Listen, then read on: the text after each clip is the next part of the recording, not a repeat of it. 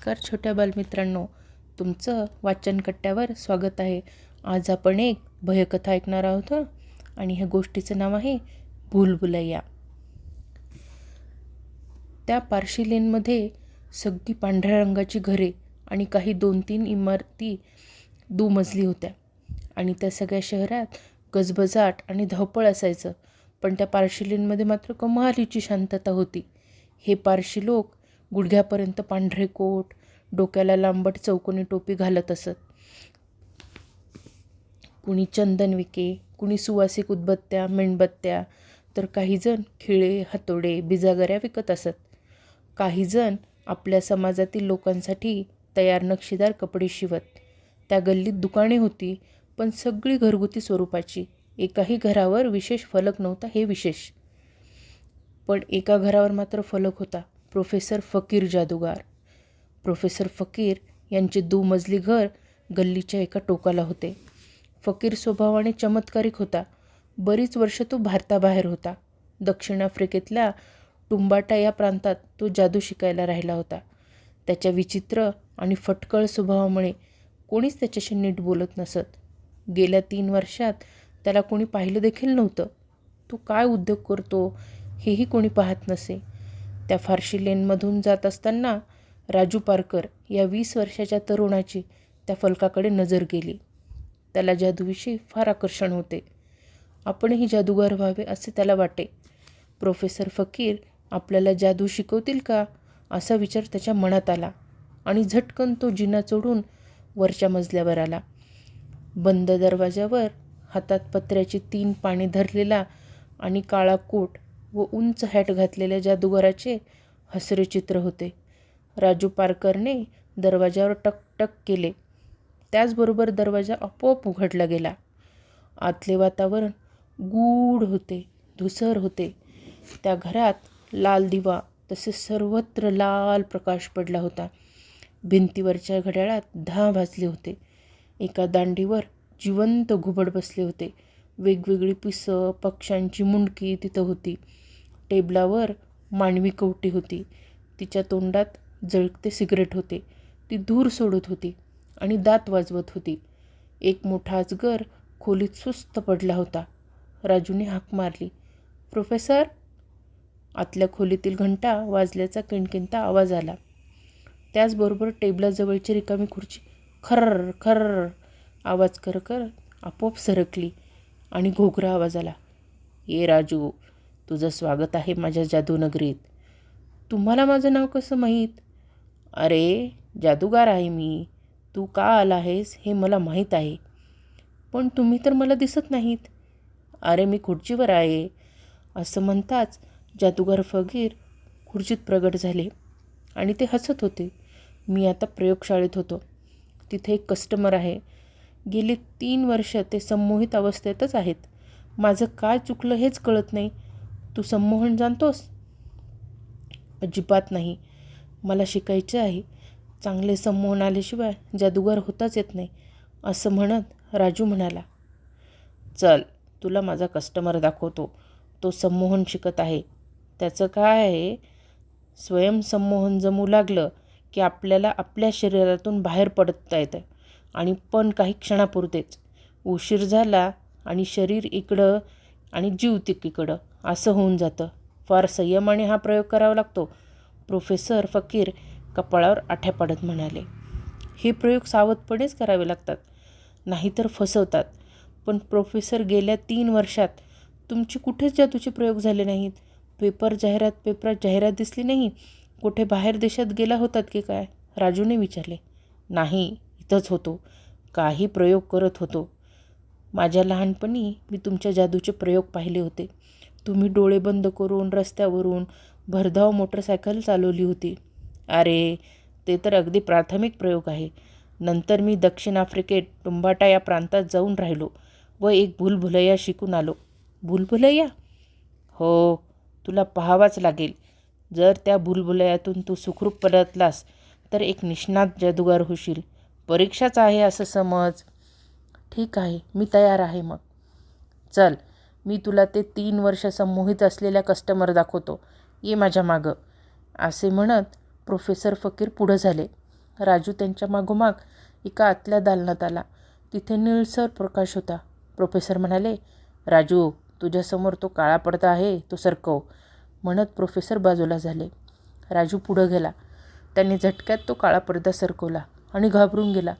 समोरच्या आरामखुर्चीत प्रोफेसर फकीर यांचा राखेसारखा वाळलेला निर्जीव मृतदेह होता आणि त्यांच्या शरीरावर काळा कोट, काळी पॅन्ट होती. डोळ्यातली बुबुळं सुकून गेली होती. एक बुबुळ डोळ्याच्या पापणीतून सरकलं होतं. राजूने पाहिलं, त्याच्याशी मघापासून बोलत असलेले प्रोफेसर फकीर तिथे नव्हते. राजूला धरधरून घाम फुटला. तो जाण्यासाठी पाऊल उचलताच एक दमदार आवाज आला. थांब राजू, पाहिलंस माझी काय अवस्था झाली आहे? गेले 3 वर्ष माझ्या शरीरापासून दूर होऊन या सजीव जगात मी असा उपरा झालो आहे. तूच काहीतरी कर, मला मदत कर. काय करू? माझा श्वास गुदमरू लागला आहे, थरकाप होऊ लागला आहे. ते समोरचे काळे कपाट उघड. त्या एका काळ्या कपड्याने झाकलेले भिंग आहे. त्यात पाहत राहा. तू टुंबाटा प्रांतात पोहोचशील. तिथे जादूगाराचे गुरु रेबाटू आहेत. त्यांना भेट आणि माझी अवस्था काय आहे हे सांग. तेच या दीर्घ समूहातून मला बाहेर काढतील. हे जर वेळेत नाही झालं तर माझं शरीर मला आकसत जाईल आणि लाकडासारखं होईल. एक डोळा सुटत आलाय रे, तो पडलाय रे. आता जा त्या भिंगात बघ, टुंबाटाला जा, जा जा, त्या काळ्या कपाटात त्वरित जा. पण पण मी परत येईन ना? राजूने घाबऱ्या आवाजातच विचारलं. अरे, तू इथं बसून टुंबाटाला जातोस ते एक मानसिकदृष्ट्या. तुझ्या मनातील विचार गुरु रेबाटू ओळखतील आणि मदतीला येतील. मी जाऊ शकत नाही, येथून हलू शकत नाही. एखाद्या मांजराने खुर्चीतल्या माझ्या शरीराचा लचका तोडला तर? पण पण पण मला काहीतरी धोका वाटतोय. अरे, धोका आहेच. जर तू माझं ऐकलं नाहीस तर मी तुला संमोहित करून माझ्या मृतदेहाशेजारीच बसू शकतो. चालेल? नको नको, म्हणत बंद असलेल्या कपाटाजवळ राजू गेला आणि त्यावर एक मानवी कवटेचे चित्र होते. त्याने ते दार उघडले आणि आत पाहिले. कपाट मोठे होते आणि त्यात एका स्टूलाशिवाय काहीच नव्हते. स्टूलासमोर डोळ्याने पाहता येईल असे एक मोठे भिंग होते. ते काळ्या कपड्याने झाकलेले होते. राजू त्या भिंगात पाहत राहिला. गुरु रेबाटू काय म्हणतात ते नीट ऐक आणि इथून कुठलीच वस्तू आणू नको. मी जादूने कपाट लावतो, दार लावतो. तू परत आल्यावर दारावर टकटक कर, म्हणजे मी कपाट उघडेन, म्हणत प्रोफेसरांनी दार झाकले. राजूने काळे कापड काढले आणि भिंगाला डोळा लावला. सुरुवातीला त्याला काही दिसेच ना. काजळाच्या डब्बीत पाहावे तसे त्याला वाटले. नंतर आत काळा, पांढरा भोवरा फिरत राहावा असे काहीतरी गरगरत राहिले. एकदम वीज कडाडली आणि प्रकाश पडला. पुन्हा अंधार. रप रप पाऊस कोसळत होता. एक तरुण अंगातला कोट डोक्यावर घेऊन घाईघाईने चालत दिसत होता आणि एक जुनाट मॉडेलचा ट्रक रॉ रॉ करत प्रखर प्रकाश उजेड टाकत. रस्ता चिखलाचा. ट्रकच्या मागे ताडपत्रीची कमान. आत सैनिक. तो तरुण सल्यूट मारताना दिसतो. ट्रक त्या तरुणाजवळ थांबतो. साईड त्याला काहीतरी विचारतो. तो तरुण एका रस्त्याकडे बोट दाखवतो. ट्रक जातो. सैनिक हात उंचावून त्याला निरोप देत आहे आणि तो तरुण खिशातून डायरी व पेन काढतो. डायरीवरचे तारीख राजू स्पष्ट पाहतो. 20 जानेवारी 1944. तो तरुण दचकून वळून मागं पाहतो. त्याच्या मागे एक सैनिक हातात रिव्हॉल्वर घेऊन उभा आहे आणि दोघांचे संभाषण. तो फायर करतो. तरुण तडफडू लागतो. त्याची डायरी काढून घेऊन तो सैनिक जातो आणि तडफडणाऱ्या तरुणाचा चेहरा स्पष्ट दिसू लागतो. तो राजू होता. पुन्हा पावसाची रपरप. जुनाट रेल्वे स्टेशन. स्टेशनवर घनघन घंटा वाजते. रेल्वे त्या स्टेशनात येऊन थांबते. दगडी कोळसा रेल्वे इंजिनमध्ये टाकला जातोय.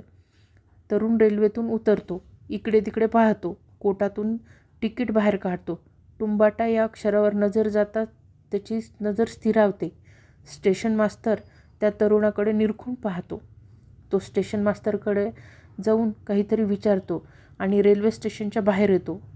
त्यानंतर एक घोडागाडी वेगाने येते आणि त्या तरुणासमोर उभी राहते.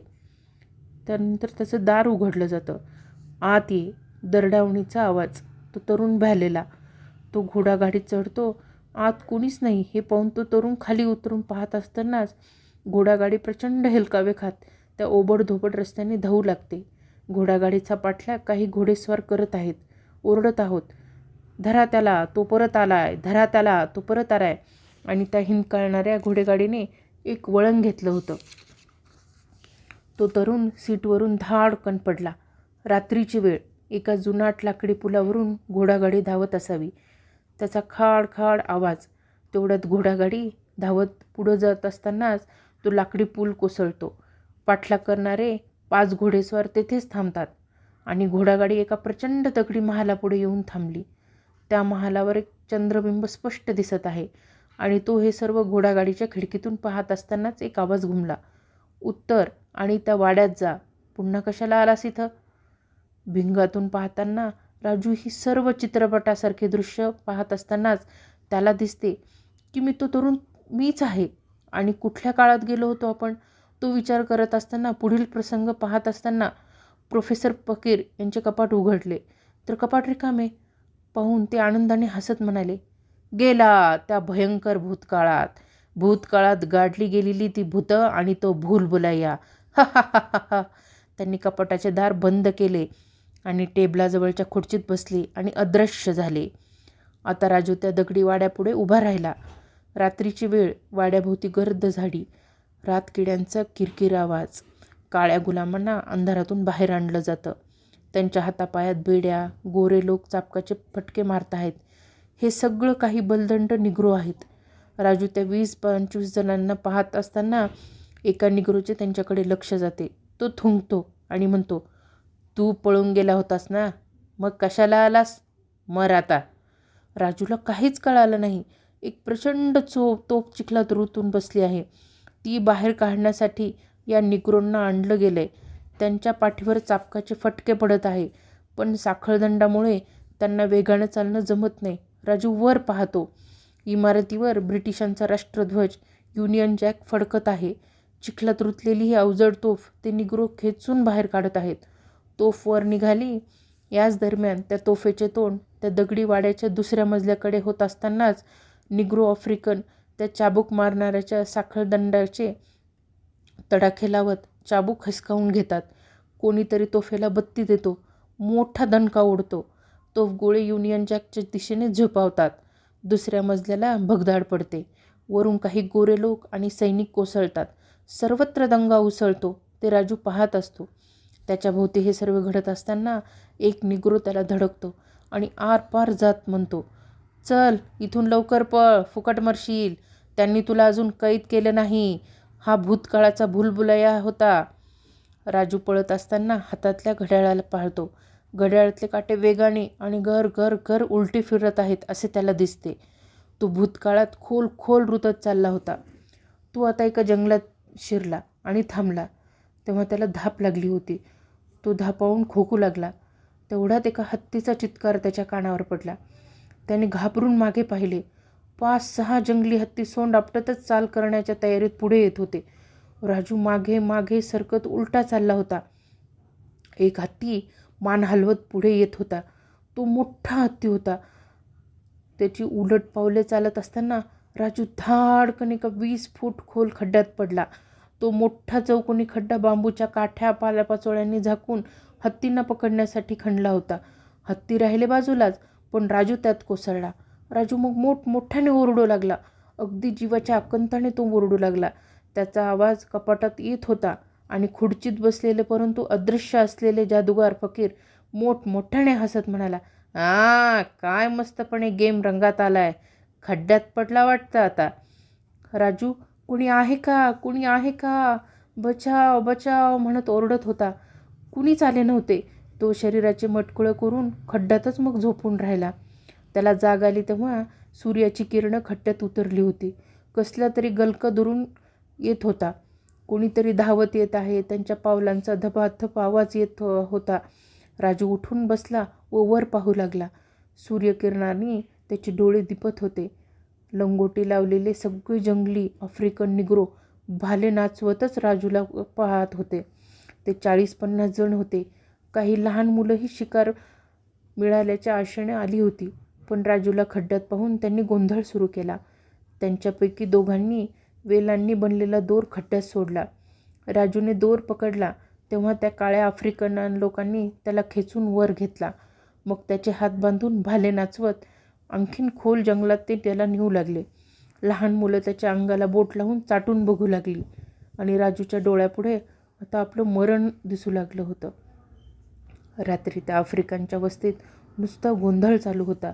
लहान काळी उघडी नागडी कुरड्या केसांची मुलं राजूकडं आशाळभूत नजरेनं पाहत होती. एका मुलाच्या हातात मानवी कवटी होती. त्यात कसले तरी खाद्य होते. उलट्या धरलेल्या कवटीतून तो भातासारखा पदार्थ खात होता, पण तो भात नव्हता, पांढऱ्या आळ्या होत्या. हे पाहून राजूला उलट्या आल्यासारखं झालं. त्या मुलाने ती कवटी राजू पुढे धरली. त्याने तोंड फिरवलं. राजूचे त्यावेळी हातपाय बांधलेले होते व एका बांबूच्या पिंजऱ्यात त्याला कोंडले होते. रात्री खूप उशिरा त्यांचा राजा आला. त्याच्या हातातल्या काठीवर एक मानवी कवटी होती.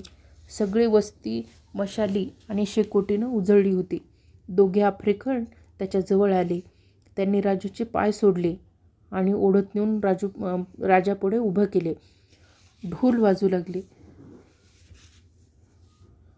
कटारिबू कोयाच्छा, राजा ओरडला. टुंबाटा रेबाटू, राजू म्हणाला.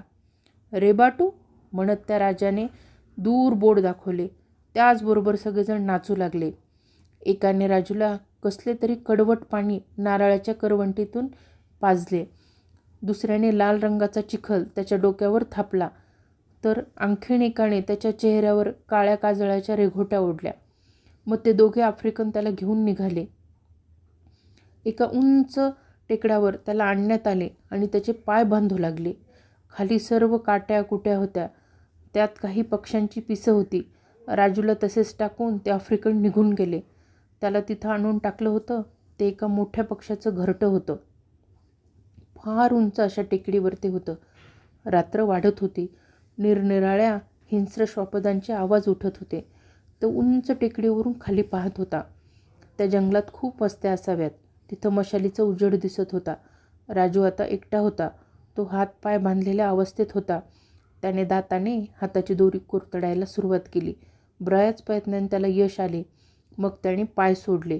आता इथून कोठे जावे असा विचार करत असतानाच वारा सुटला. त्याने वर पाहिले. एक गरुडासारखा मोठा पक्षी चिर चिर आवाज करत घरट्याकडे झोपावत होता. त्याचे पंख तर खूप मोठे होते. त्या पंखाच्या झपाट्याचा तो वारा होता. राजू आता पळस सुटला, पण त्या पक्ष्याने आपल्या अणुकिचीदार नखांनी त्याला पंजात पकडले आणि तो पक्षी झपाझप उडत निघाला. खालचे जंगल वेगाने मागे सरकत होते. एक सरोवर ओलांडून तो पक्षी एका वेगळ्याच प्रांतात पोहोचला. आता तो पक्षी जमिनीकडे येत होता. आता हा पक्षी आपल्याला फाडून खाणार या भीतीने राजूंनी डोळे झाकले. तेवढ्यात दमदार आवाज आला. जे होतंय ते पाहत राहा. रेबाटू गुरूंना भेटायची वेळ जवळ आली आहे. तो आवाज प्रोफेसर फकीर यांचा होता. प्रोफेसर, मी कुठं आहे? अरे तू घाबरलास की काय? घाबरू नकोस. रेबाटूंना भेट, ते लवकरच तुला भेटतील. प्रोफेसरांचा आवाज आला, पण ते दिसत मात्र नव्हते. तुम्ही येथवर येऊ शकता? मग रेबाटूंना तुम्हीच का नाही भेटत? उगाच मला कुठल्या कुठे आणून टाकलेत, राजू ओरडला.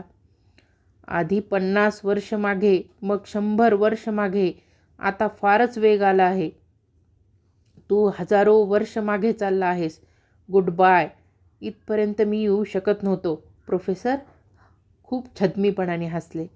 त्या प्रचंड पक्षाने एका हिरव्यागार मैदानात राजूला आणून टाकले होते आणि तो पक्षी पुन्हा उंच उंच उडला. राजू चालत चालत खळखळत्या झऱ्याजवळ आला. त्याने आपले तोंड धुतले. केसावर थापलेला मातकट लाल रंग धुवून काढला. तो उभा राहिला आणि समोर आरसा दिसला. आरसा धरून एक सुंदर तरुणी तिथं उभी होती. तुम्हाला खूपच त्रास झाला ना? त्या तरुणीने विचारलं. तुम्ही कोण? मला फसवण्यासाठी हा नवा भूलभुलैयाचा प्रकार तर नाही ना? नाही, अजिबात नाही. कारण आता तुमचा प्रवास संपला आहे. आता हा प्रवासाचा शेवटचा मुक्काम आहे असंच समजा. तुमचं घड्याळ पहा, तेही थांबलं असेल. इथं सगळ्या गोष्टींचा शेवट होतो, समजलं? असं म्हणत ती खळखळून हसली. ती खूपच सुंदर होती. डोळे अगदी कोरल्यासारखे, एखाद्या मूर्तीसारखे तिचा चेहरा होता. शेवटचा मुक्काम? सगळ्या गोष्टीचा शेवट? मी नाही समजलो, राजू म्हणाला. तुमचा चेहरा स्वच्छ झाला आहे. कसला शीण, त्रास, वैताग नाही आहे तुमच्या चेहऱ्यावर. असाच एखादा सुंदर चेहरा हवा होता. म्हणजे चला दाखवते, असं म्हणत तिने तो आरसा हवेत भिरकावला. तो तेथेच लुप्त झाला. राजू तिच्या मागोमाग निघाला. एक सुंदर बागेत तरुणीने त्याला आणलं. राजू इकडे तिकडे पाहत होता. बऱ्याच संगमरवरी मूर्त्या त्या बागेत होत्या. ती मूर्ती पहा, किती सुंदर आहे. राजूने मूर्तीकडे पाहिले. ती मूर्ती त्याच तरुणीची होती. अरेच्चा, ही मूर्ती तर तुमचीच दिसते, म्हणत राजूने तिच्याकडे पाहिलं आणि नकशकांत हादरून गेला. हातात एक सुरा घेऊन एक हाडळ उभी होती. ती अगदी वृद्ध होती. तिचे पांढरे केस चेहऱ्यावर आले होते आणि पांढरा पायघोळ फाटका फ्रॉक तिने घातला होता. दात तोंडातून बाहेर आले होते आणि ती डोळे मात्र गरगरा फिरवत होती. कित्येक वर्षात ताजं रक्त गरम रक्त मिळालं नाही मला. इथं सर्वांचा शेवट होतो. तो कसा ते मी तुला दाखवणार आहे. हे बघ. तिने हात लांबवून दाखवले.